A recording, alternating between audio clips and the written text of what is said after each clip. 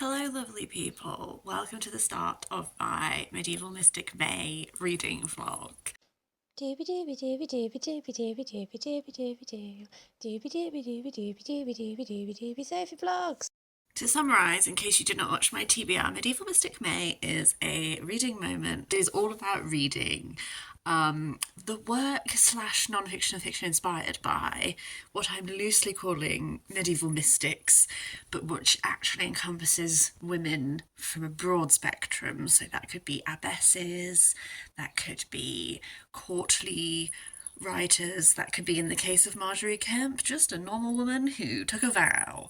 I have a rather delightful interweaving of books happening this month, so I thought I would do a little dedicated reading vlog to document it. The first book I want to talk about is the one that sort of sparked off this reading moment for me, and that is Poet, Mystic, Widow, Wife, The Extraordinary Lives of Medieval Women by Hetta. This, on the blurb, says it focuses on Julian of Norwich, Marjorie Kemp, Christine de Pizan, and also Marie de France.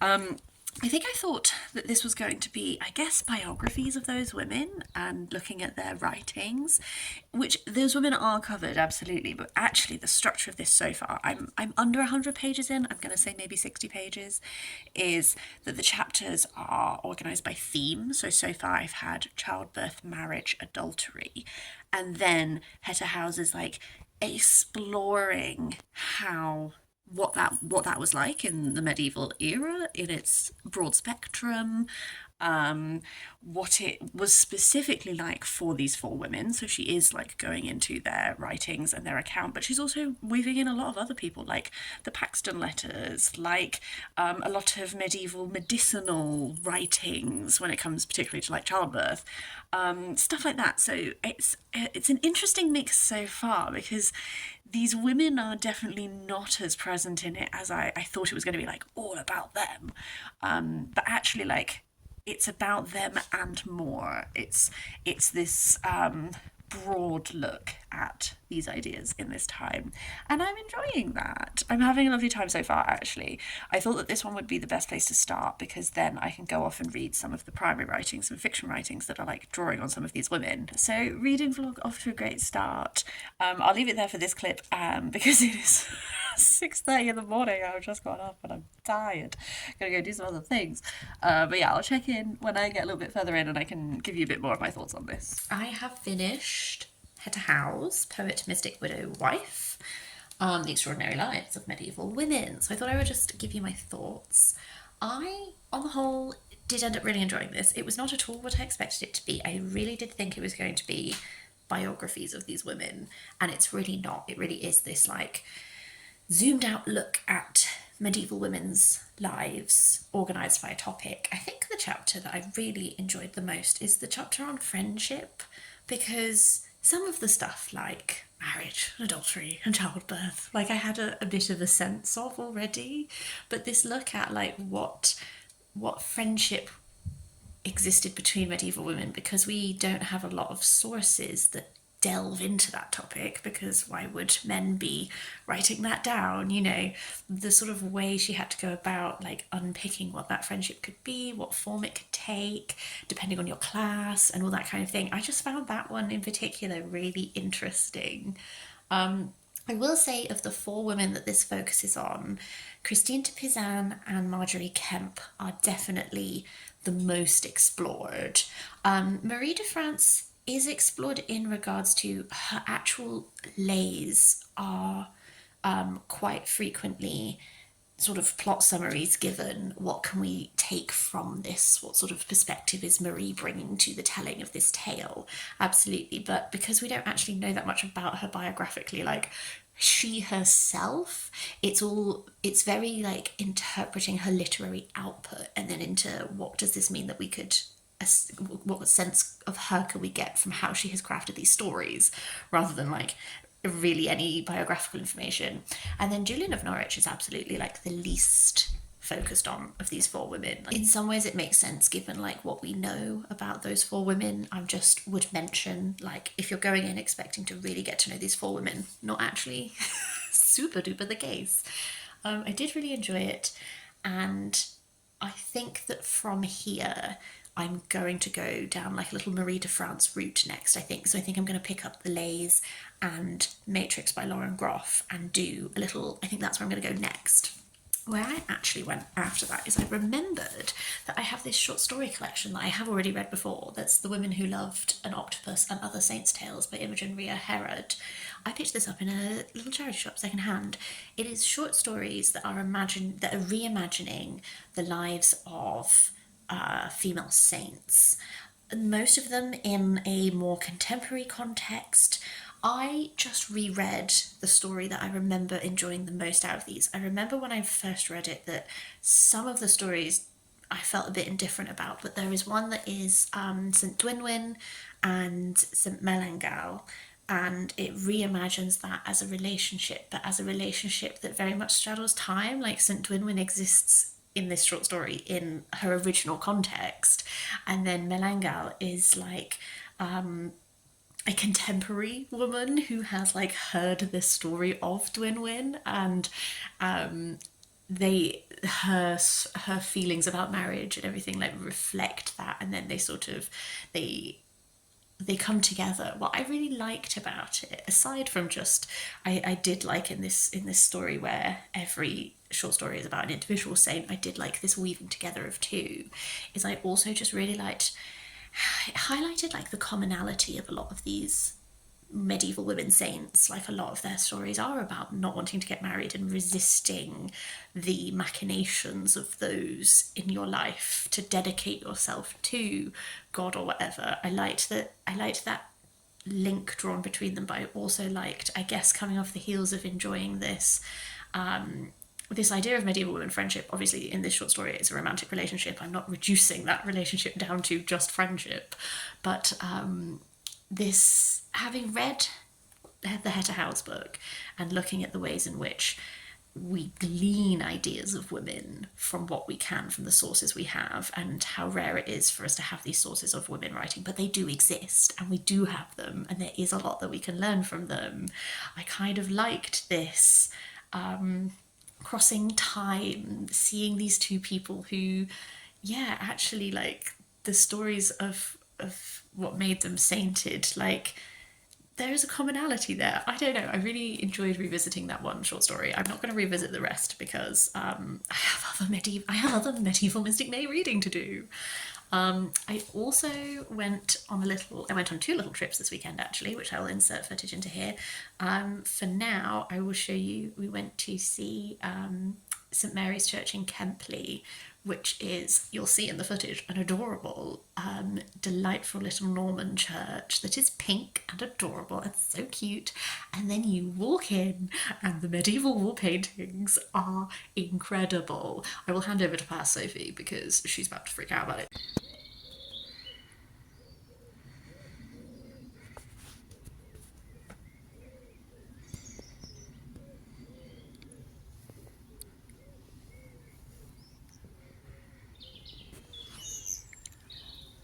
Oh, wow. Oh my god, I felt that bird go past me so fast. This is St Mary's. This is St Mary's Church in Gloucester. Well, in Kempley actually.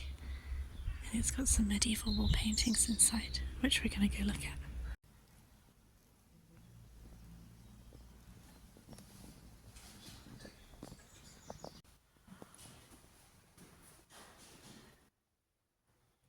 These wall paintings are amazing. They're like all the way up the ceiling.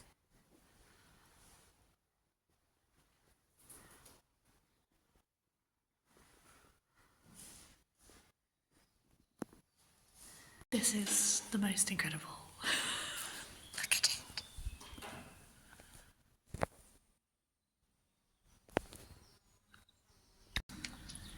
This has been the most incredible, like, unexpected little gem. There is no one else here. It's just, well, there were people here when we arrived, but they've gone now, so it's just us. Literally, this door for the church is nearly 1,000 years old. There. This is amazing.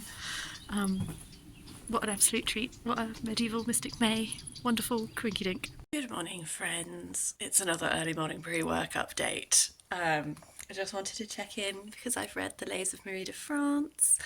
I really enjoyed this. This translation is by Glyn S. Burgess and Keith Busby, and they talked a lot in their translation about the previous translations that had been done and which ones were like losing the poetry, which ones were like a very loosey-goosey interpretation of what was being said, and how their aim with this one was to make one that was both accurate but also accessible. And I do feel like that really came across. I found this super duper easy to read. The lays are essentially lots of short stories.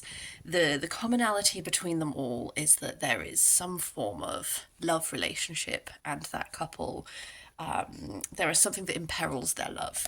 A lot of the time it is sort of like trials they have to go through in order to be together.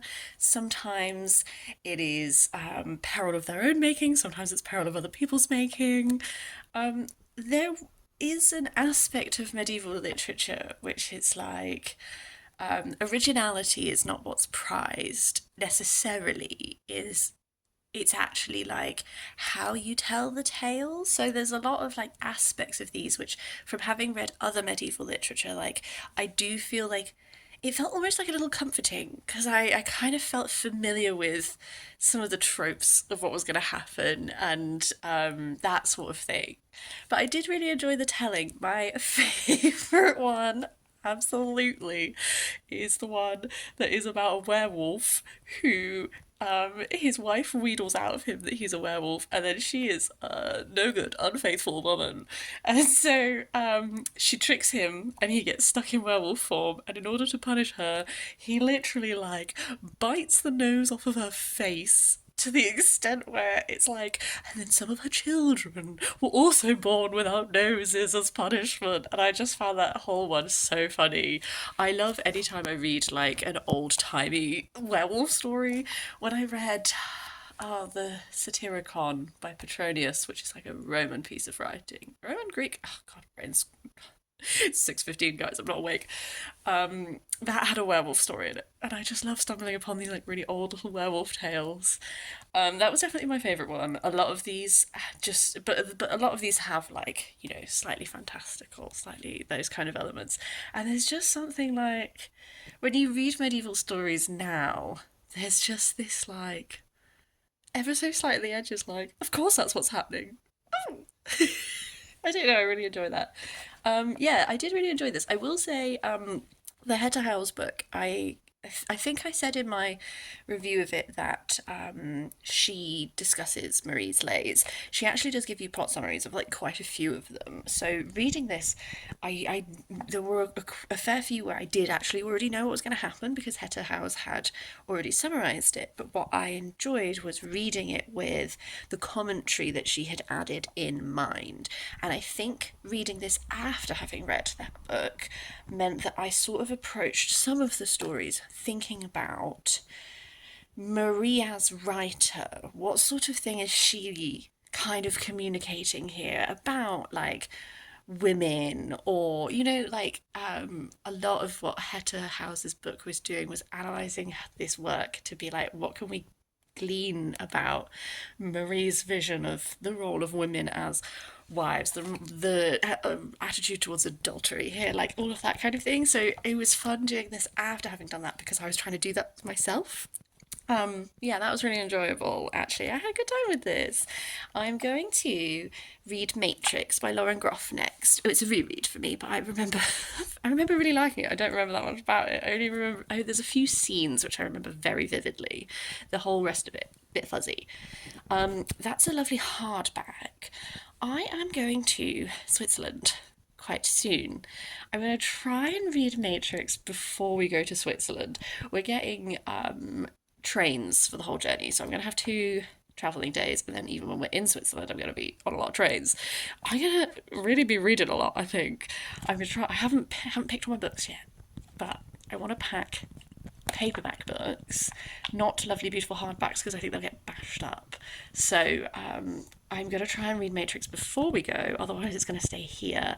I think I'm going to take Julian of Norwich to Switzerland with me. I think I'm going to take some of the other sequels and stuff I talked about in my May TBR as my main reading, because I'm hoping they'll be fun, and if I'm a bit tired from travelling all day, I'll still be able to read them. Before I update you on whatever book I've read next, I wanted to insert some footage of, we went to a place called Stony Littleton, which is a Neolithic burial mound, and we went for a nice big stompy walk to get there.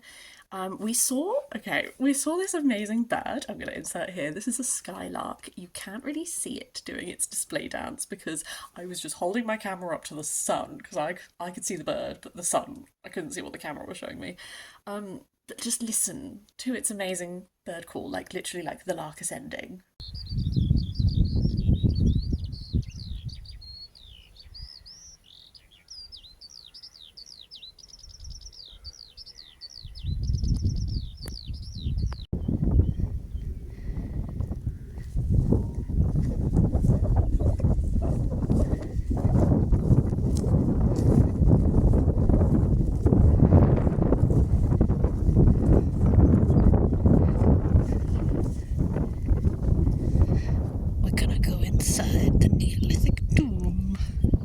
And then after that clip, I did actually forget to film inside the burial mound because I was just so overwhelmed at being inside a over 5,000 year old structure, like Neolithic tomb. But we did go in with little torches. If I zoom out, I'll put some pictures like around here of me in the burial mound. It was so cool. Hello, lovely people. Hopping back in with another reading update. I have finished reading Matrix by Lauren Groff. I really meant to do like a partway through check-in, and then I just devoured it. So I'm just here to talk to you about the whole book. This is actually a reread for me. I first read this in 2022. As an initial observation, I've definitely grown as a reader, and I think that this is more my jam than it was the first time around, so that's lovely. Hooray for rereading. I gave it like a 3.5 on my first read, and I've bumped it up to a 4 this time. This is partially inspired by Marie de France. I think there is another Marie who was maybe also an abbess that it is also inspired by, so it's not a historical fiction retelling of her life. It just is liberally, it's taking what it wants so that it's doing something completely fictional. So if you're after like an accurate historical fiction of her life, this is not the book to read. We follow someone called Marie who is, I guess, like an unruly woman in that she's her height is focused on a lot. Like she's a big woman. She's big, she's tall, she's imposing. She is sent by Eleanor of Aquitaine to be abbess, prioress, oh god, prioress, and then she becomes abbess of this abbey that is not doing well at all, and she sets herself on it to like turn it around. And then as this goes on, like she has these visions. She is a very determined, forceful woman, and what things I liked about this, immediately the Lais of Marie de France are focused on very, very early on. Like, literally, like, this woman is sent to this abbey and then, like, immediately writes these Lais. It's not focused on for very long. What I did like is, having now read the Lais of actual Marie de France, reading this extremely early on, like, the things that she, in this telling, is like taking inspiration from and like weaving into these stories and everything. That was just like, now I know the stories. I got a lot more out of that section for sure. It made me think about the point of this book a little bit, because to take inspiration from Marie de France, initially you would think that this feels very loose in what it is doing with that, and it probably also is.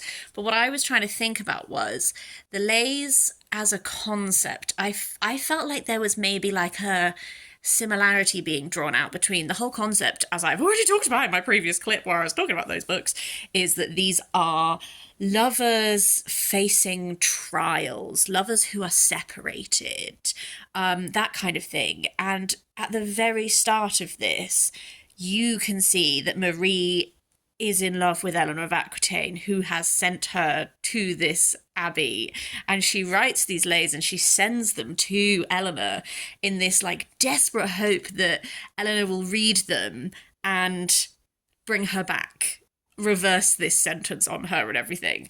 And I guess when I started it, and because at the start of it that aspect of Marie de France I felt was like quite strongly there, I was trying to think about it in regards to this story, and I guess like a unifying thread throughout this is this like push and pull between her and Eleanor. There's a moment in it when she's trying to tempt Eleanor to come to her abbey in her, like, I guess, retirement. Whatever, like, you know, you retire to an abbey, as Eleanor did, but not to this abbey. And Eleanor, like, writes back, like, oh, don't you realise, like, we're much better friends from a distance than we are in person. When they meet in person, there's, like, this antagonism, almost like this like battle of wills, if you like, that kind of thing. And that is a dynamic that I found really interesting running throughout this. Eleanor is like so present, even though she literally, the actual meetings with her, few and far between, the presence of her suffuses the text a lot, and our Marie is very aware of her as a presence and all that kind of thing. So I guess I was trying to think whether there is a conscious bringing of that sort of an element into this book. I don't know.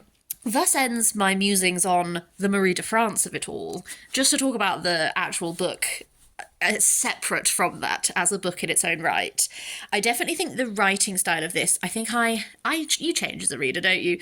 I think the reader I am now likes this writing style a lot more. It's very long sentences, no speech marks. Or if that, I know a few people in my life who absolutely hate books that don't have speech marks. If that's something that bothers you, this is not the book for you. No speech marks, but these long sentences with descriptions. I enjoyed, I think, when I was thinking about this book before I started rereading it, there were a few specific scenes that really stood out in my mind, but I couldn't really remember the rest of it, to be honest with you. And then as I was reading it, I kept having these moments of being like, oh yeah, this, oh yeah, that. I think I really liked the battle in Marie from someone who does not want, she's not going willingly, to this forceful woman of faith that she becomes, but her version of faith would have been absolutely viewed as she does things and she believes things that would have been absolute sins, like not at all the official approved church faith. But she, as you see in her head, like would consider herself to be very devout and very dedicated, but to this female idea of God and worship and all that kind of stuff. And just thinking about medieval mystic May, thinking back to the Hetta Howe's book that talked about in real life with these women who were mystics, who were having visions and revelations and writing them down, how dangerous it is for you as a woman to claim that authority of having visions. You know, Julian of Norwich, the way that she framed her revelations with this idea of separating them from herself a little bit and making the message what's important, and not being very careful to not seem like you are in any way trying to gain glory yourself, because that way opens you up to being accused of being a heretic, being accused of all of these other things. So that was an interesting thing to see this exploring. And there isn't really, I feel, a solid answer. You get to see how Marie views what she is doing, but then you also get to see these other women who are so close to her. They all respond in different ways, and I guess that's another thing I liked. I really liked this community of women. But I also liked that I liked that this isn't one of those stories where it's like, and women are all great, and if women were all together with no men, there'd be no conflict whatsoever, because, like, that's not true. Like, we're all people. And I liked that this showed that, like, if you have this community of women who are, as, like, through this narrative, part of the plot is, like, separating themselves from the world of men, trying to create this community where they are self-sufficient, there will still be power struggles. There will still be disagreements. You can be acting as a shepherd as much as you want, but people have free will. And again, another thread that ran throughout this was like the Abbey as a place that is training these women to almost not have free will, to this community that is being trained to be obedient. In this case, it's being obedient to Marie, but in previous cases, it would have been being obedient to, the church as a greater concept, that kind of thing. I don't know. I just definitely think that I enjoyed this a lot more this time around. And I don't know whether that's because actually I have grown as a reader and this style is more my jam, or if I do think part of it is having read this as part of Medieval Mystic May. I think reading this, having read that Hetta Howe's non-fiction, which really puts into perspective a lot of like what it would have actually been like, and then going away and reading Marie de France, I don't know. I do think that it has helped me get more out of this than I did the first time around. So I've really enjoyed that. I just thought at this point I would just insert some footage of what I did yesterday. Is I went to Leveller's Day in Burford. Leveller's Day is commemorating the Levellers, who were this movement in the English Civil War.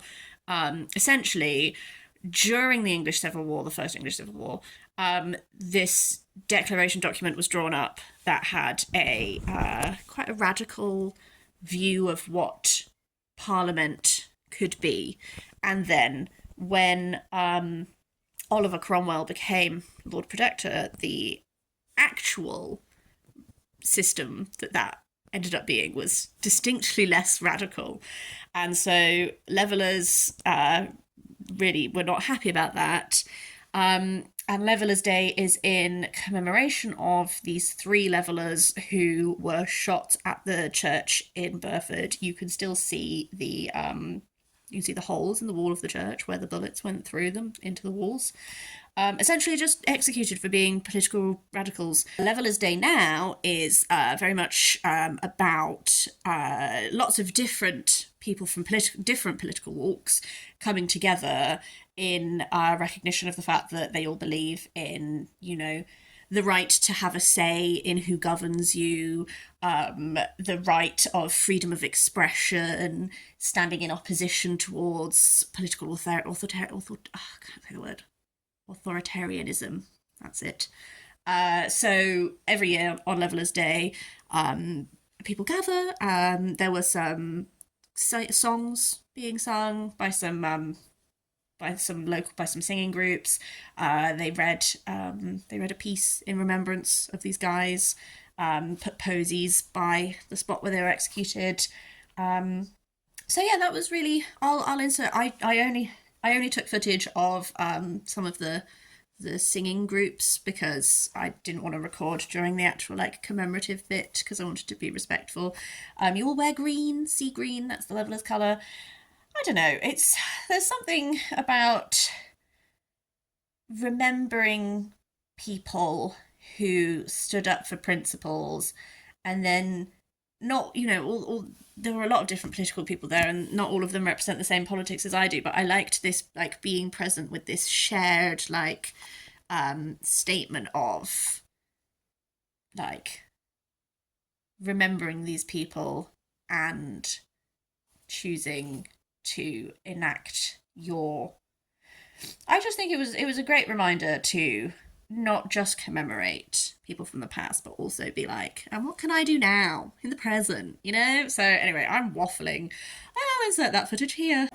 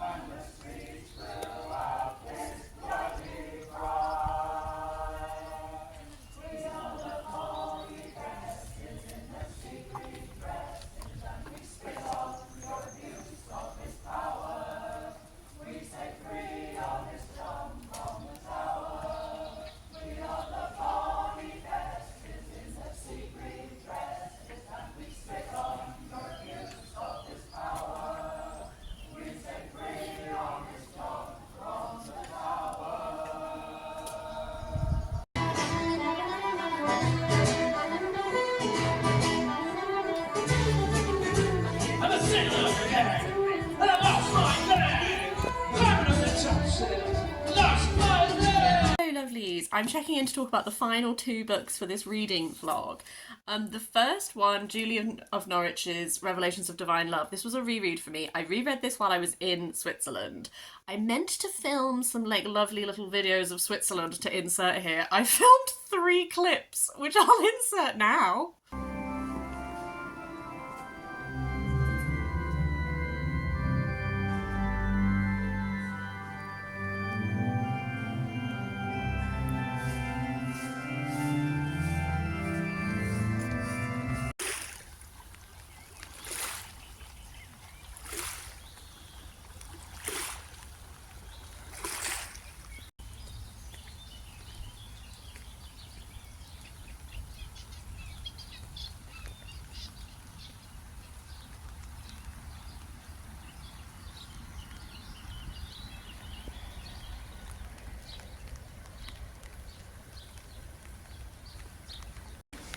Hello, little bear. Tootling in the rain. Illuminating of my time, I'm sure. Revelations of Divine Love, I read most of this when I was in Bern, because we did 2 days in Bern. That's where we saw the little bear. This was a reread. I didn't remember it super well beyond God is Love as a concept.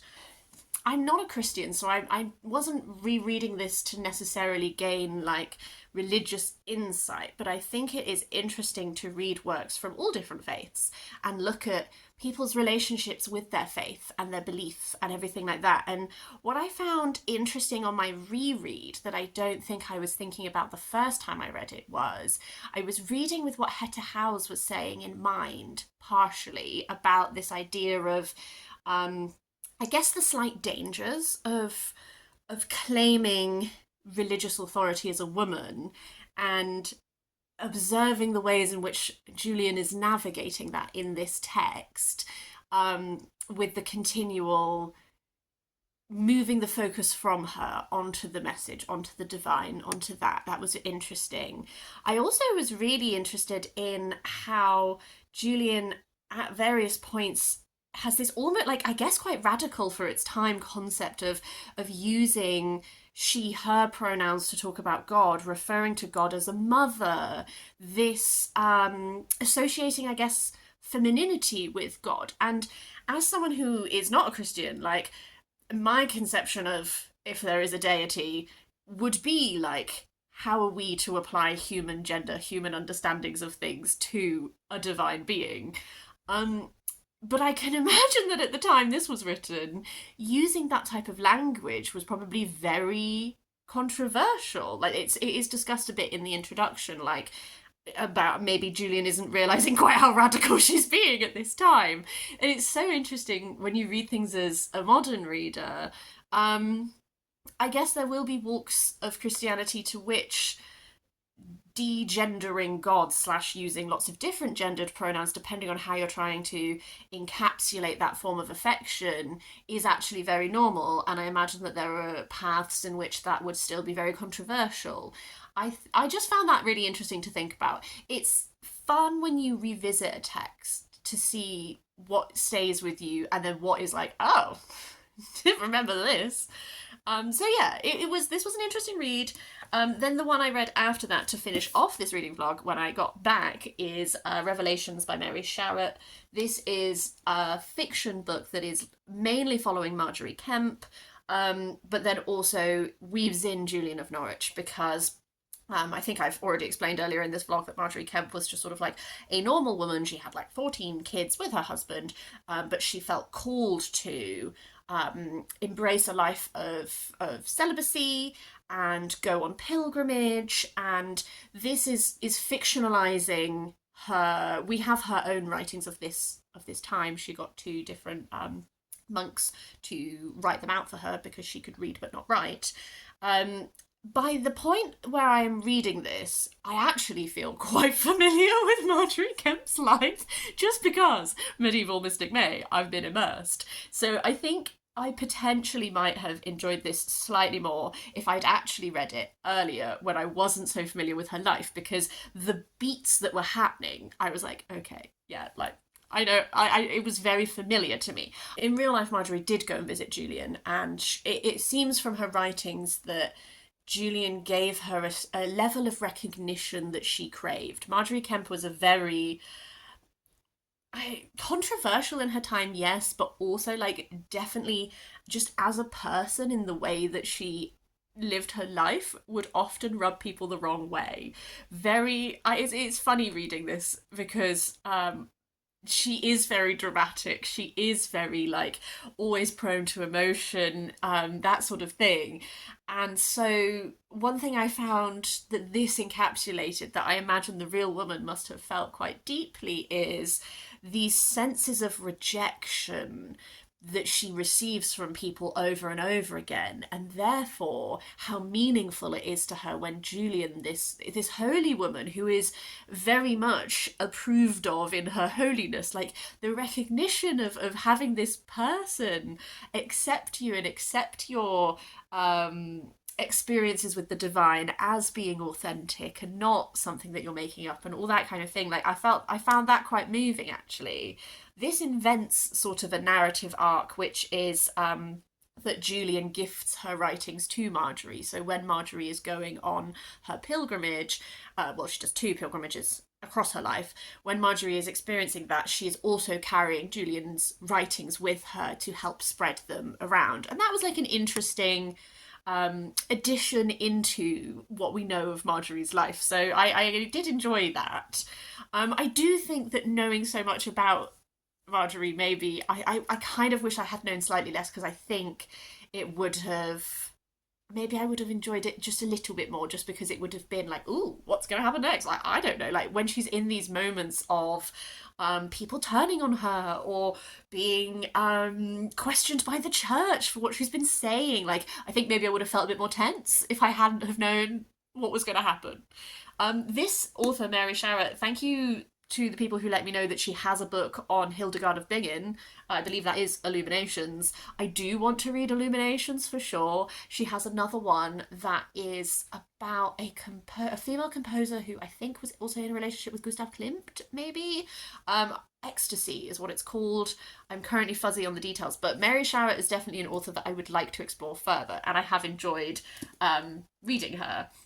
I just on the whole have to say Medieval Mystic May has been like a really fun reading moment. I do have a few books like tangentially related to this that I have in mind to like get my hands on at some point, see if my library has. If you have any recommendations for books of this ilk, I would really, really appreciate it.